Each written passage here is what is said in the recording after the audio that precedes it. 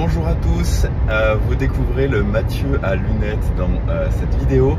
Je suis en voiture et en voiture je mets mes lunettes. Pour ceux qui ne savent pas, j'ai été opéré, j'ai une forte myopie, j'ai été opéré il y a 3-4 ans de cette myopie là. Mais en voiture, je vois un tout petit peu moins bien qu'avant, donc je mets mes lunettes pour surcorriger la correction de l'opération. Je vous fais cette vidéo en voiture pour la semaine 4 du programme d'accompagnement. Ce week-end, j'étais dans un événement à Monaco.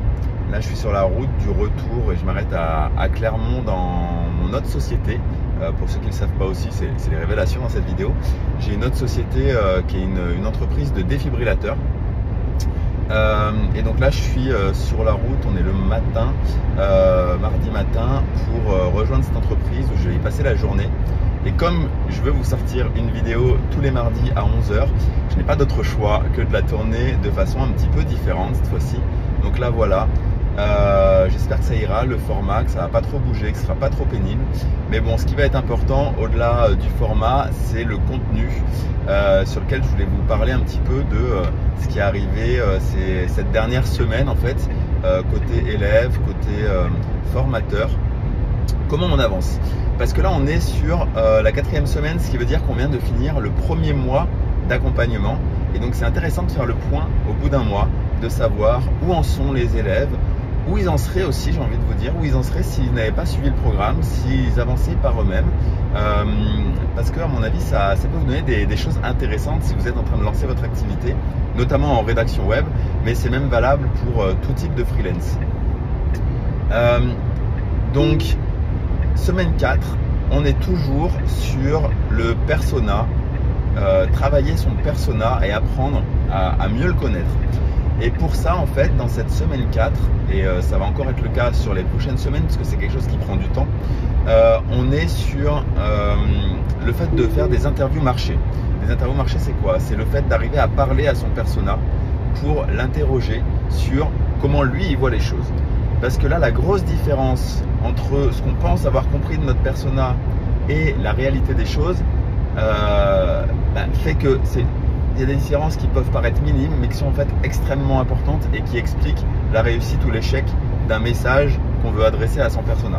Je m'explique, c'est-à-dire que si je pense que mon persona pense que le SEO, ça peut lui apporter ça dans son entreprise, mais qu'en réalité, mon persona pense différemment et qu'il y a des petites variables d'ajustement et qu'on ne comprend pas certains points de détail de sa vision des choses, et bien ça fait que le discours n'est pas vraiment fluide entre nous et notre persona, et ça fait que ça ne signe pas parce qu'on ne peut même pas connecter véritablement avec son persona. Et on pense souvent que notre niveau de connaissance est suffisant parce qu'on a quelque chose de logique qui nous parle à nous.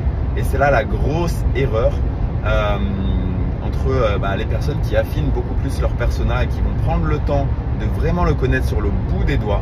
Alors oui, c'est chiant, on va passer potentiellement un mois là-dessus, peut-être même plus, mais c'est du temps, on peut avoir l'impression de perdre son temps en fait en faisant ça, et c'est le premier niveau de frustration je pense qu'on peut avoir, parce que on a envie d'avancer sur d'autres trucs, de monter en compétences, parce qu'on n'est pas encore compétent sur tout en plus, donc c'est frustrant. On va parler à un persona et on va se rendre compte que on n'est pas compétent pour l'accompagner sur ce dont il a besoin.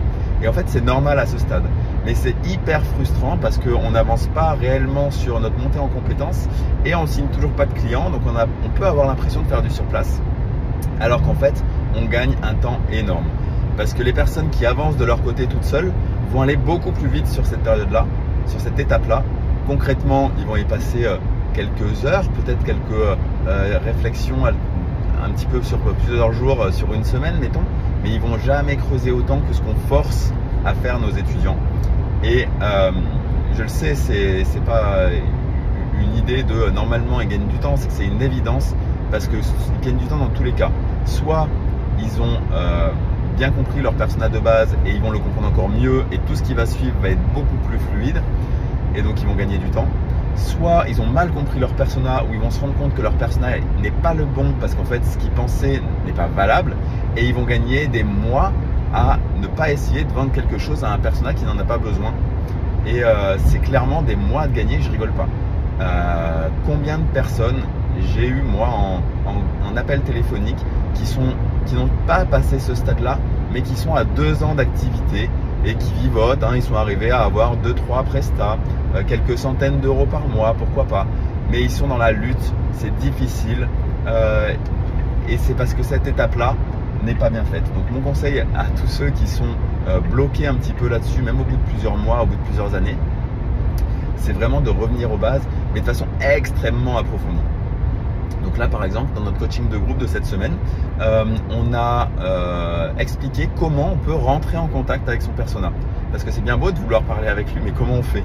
Comment on fait pour qu'il ait du temps à nous donner? Comment on fait pour s'adresser à la bonne personne et pas juste à ceux qui veulent bien nous accorder du temps et qui nous donnent du coup des fausses infos parce que c'est pas vraiment notre persona. Donc il y a vraiment beaucoup d'informations extrêmement importantes sur lesquelles avancer pour poser des bases solides, et c'est ce qui manque aujourd'hui à la plupart des gens dans le freelancing. Donc ça, point important, et du coup ça a créé potentiellement, je vous disais, des frustrations sur la montée en compétences, etc.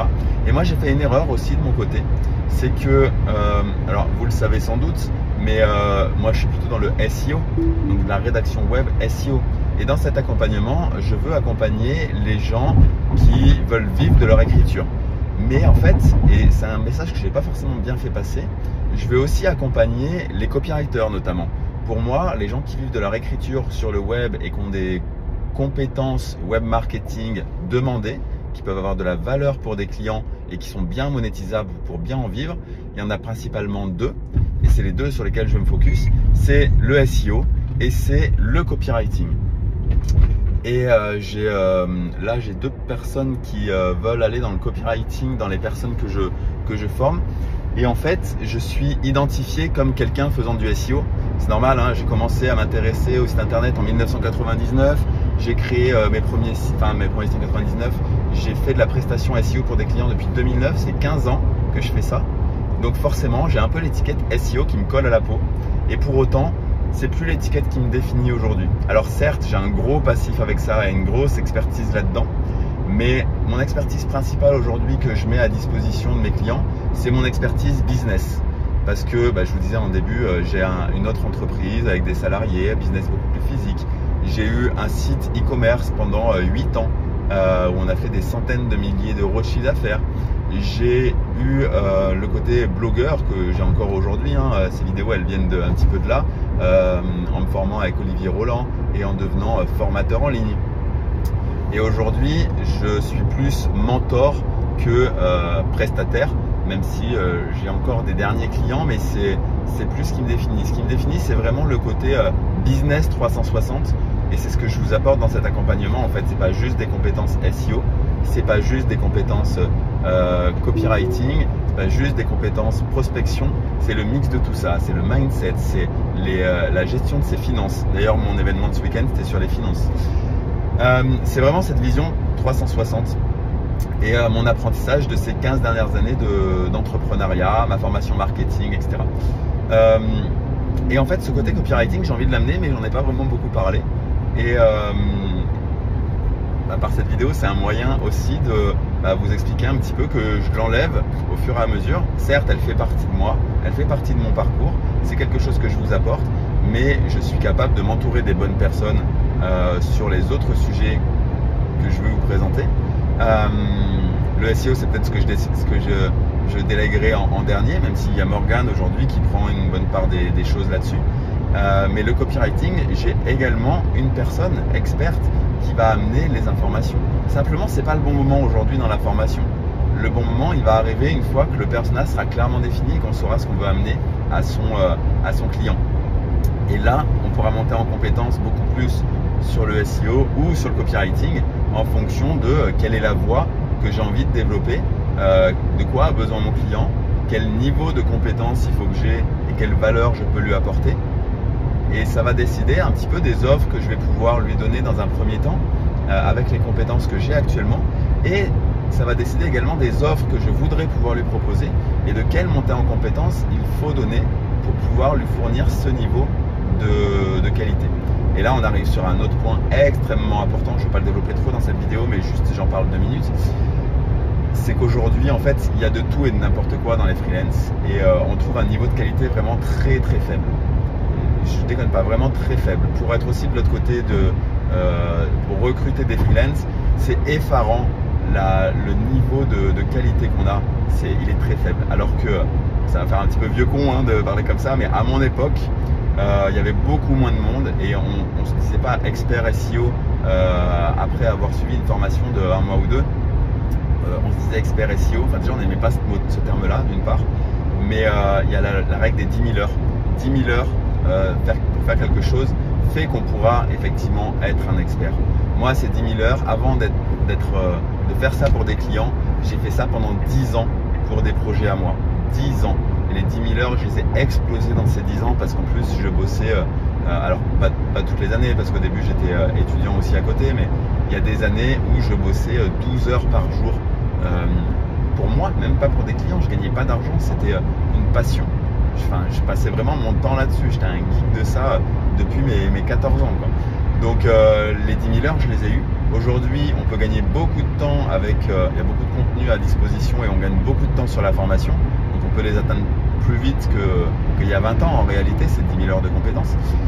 Mais n'empêche que c'est pas au bout de 2 mois et c'est même pas avec mon accompagnement, on gagne en expertise. Mais après, il y a le temps qui fait l'expérience. Et ce temps-là, il est incompressible. On ne peut pas devenir expert, même avec 6 mois du meilleur accompagnement du monde. On peut monter en compétence au fur et à mesure, être conscient de son niveau de compétence, du degré d'exigence de ses clients et de savoir où on se place, quel tarif on place, etc. C'est vraiment ça tout l'objectif et c'est extrêmement important de prendre du recul avec ça et de ne pas tout de suite tomber dans ce qu'on peut entendre sur Internet. Ah oui, il faut se vendre tant, ton temps vaut de l'argent, etc.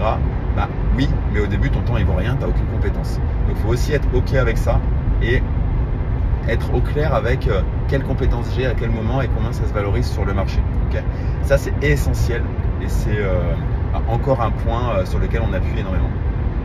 Bon, je parle beaucoup, mais voilà, vous avez saisi les deux points importants là, de bien travailler son persona et de bien connaître son niveau de compétence. On va dire, c'est les 2 points d'aujourd'hui. Et chose que je voulais bien vous partager, c'est que s'il y a des profils qui veulent se développer en tant que rédacteur web SEO ou en tant que copywriter, on fera pas les deux en même temps, mais n'hésitez pas à me contacter pour qu'on en parle davantage, de voir, je peux vous accompagner également. Et vous avez pour ça un lien sous la vidéo où il vous suffit de suivre ce qui va s'y passer. Vous verrez, je vous explique beaucoup plus en détail comment ça se passe. Et si vous voulez, après on en discute. Ça me fera plaisir de pouvoir échanger avec vous et de voir si comment je peux vous accompagner pour que vous alliez plus loin, plus vite, ensemble. Le poids du ensemble, c'est quelque chose qui est revenu aussi dans la conférence de ce week-end. Ensemble, on va beaucoup plus vite, on va beaucoup plus loin et on évite énormément d'écueils parce que tout seul, on a des œillères et c'est valable pour tout le monde à n'importe quel niveau. C'est jamais plus facile. C'est pas plus facile à mon niveau qu'au vôtre, hein, c'est juste que les avancées vont plus vite, mais les problèmes font des problèmes plus importants également. Donc, ça reste une règle qui est valable pour tout le monde à n'importe quel état d'avancement. Voilà, écoutez, rejoignez le lien sous la vidéo si vous voulez en savoir plus. Et puis pour ma part, je vous dis à la semaine prochaine pour la suite de la vidéo où on va entamer du coup le mois numéro 2.